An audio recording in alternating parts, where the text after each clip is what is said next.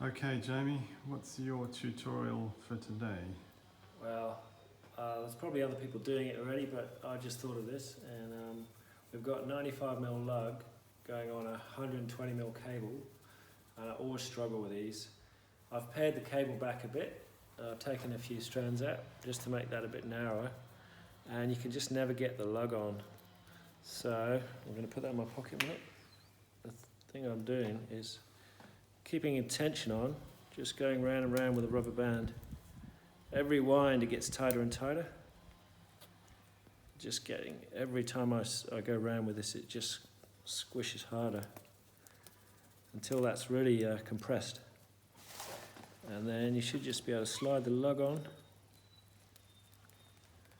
even if you miss a couple of strands, and then just take the rubber band off.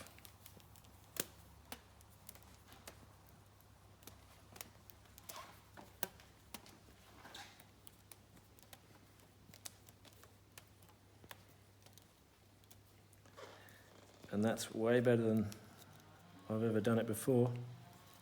That's really tight fit, isn't it? Yeah, that's much easier. Wicked. Genius in person.